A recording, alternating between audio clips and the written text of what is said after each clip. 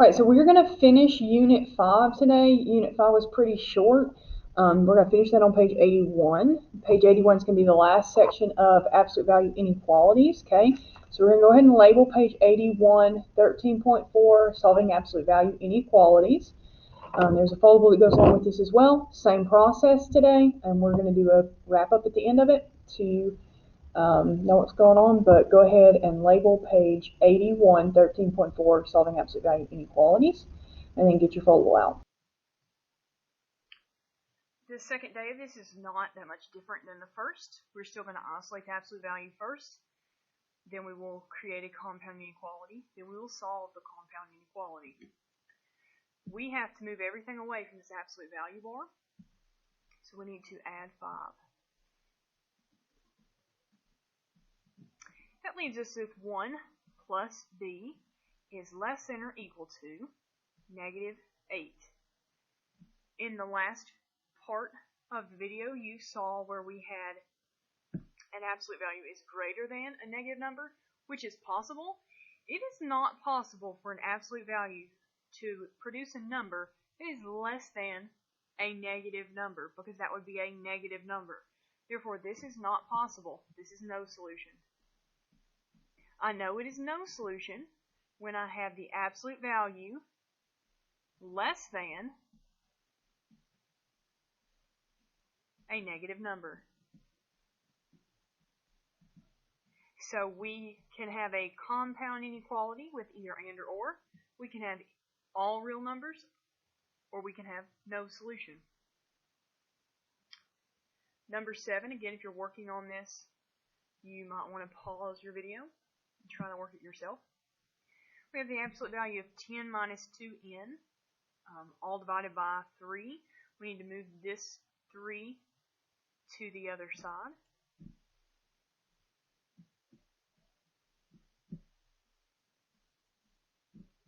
By multiplication, so we've got the absolute value of 10 minus 2n is less than negative 6. We have that problem again. We have less than. This one is no solution.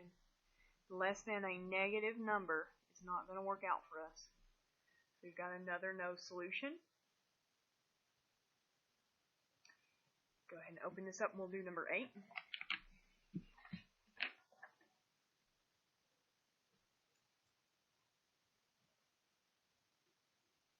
We're going to multiply by 3. So the absolute value of 9 plus 8a is greater than negative 12. We have another negative. This one is greater than negative 12, so any number that we plug in for a will work because it is greater than a negative number.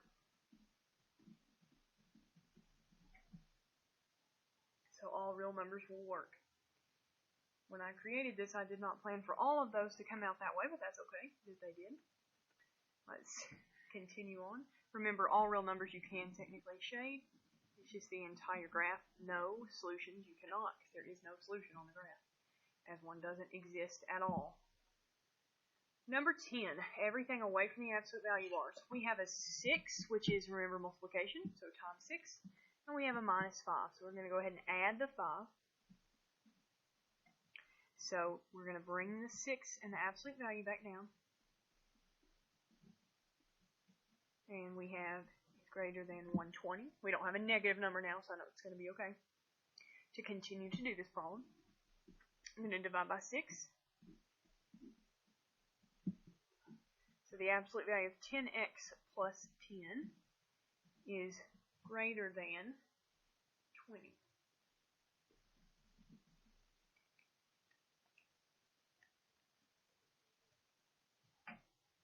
Now I've got one that I can set up again. So from part 1, we had those steps that we're going to do. We first isolated the absolute value. That is done. Now we're going to create a compound inequality. And we have greater, which means we're going to use or. So we're going to have 1 is 10x minus 10 is less than negative 20. And or 10x minus 10 is greater than 20. And then we're going to solve each of these and graph it on our number line. So add 10. So 10x is less than negative 10. Divide by 10. X is less than negative 1. Or add 10 to this one. 10x is greater than 30. Divide by 10. X is greater than 3. My two solutions are listed here. And this is a range of solutions. So I've got x is less than negative 1. The numbers to the left of negative 1 are shaded in.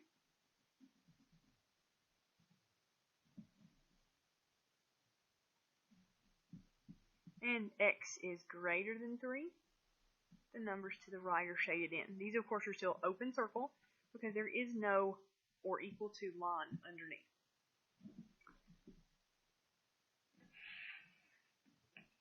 Okay, last but not least,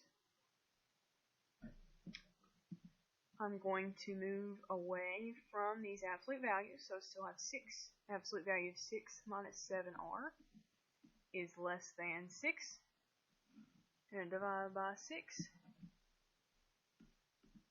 The absolute value of 6 minus 7r is less than 1.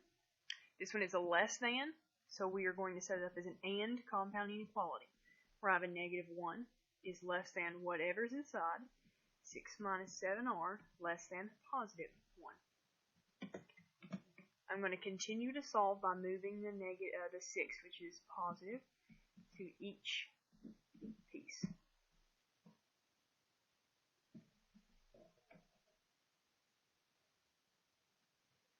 We have negative 7 is less than negative 7r is less than negative 5.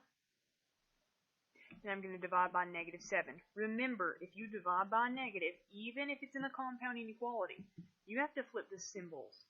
So 1 is greater than r, which is greater than 5 over 7. I'm going to rewrite that so that I have my smaller number, 5/7, on the left with less than r, less than 1. So I'm going to graph at about 1 and then 5/7. I'm going to go ahead and convert that to a decimal so we understand where 5/7 is. So I'm just going to do 5 divided by 7. And that is 0.714. So it's roughly 0.7. So just less than half here. They are actually not closed in, so I don't need to shade them. So let's fix that. So open circle at 1, open circle at about 5/7, and I'm going to shade in between. So it's a very small area there that we have. Alright, just for a recap, what are the possible solutions for absolute value inequalities? So you could have two compound inequalities. You could have a compound inequality solution.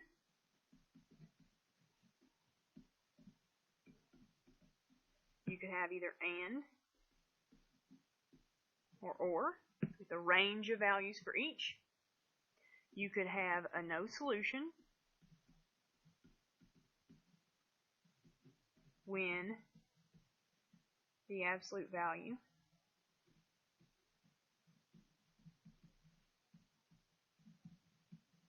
is less than a negative number.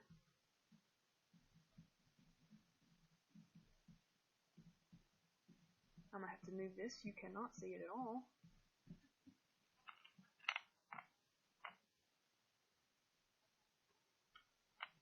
Or you could have all real numbers, or which is or occurs when the absolute value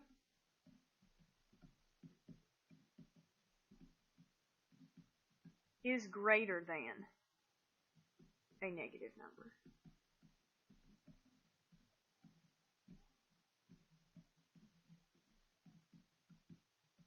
So you could have a couple of different solution types.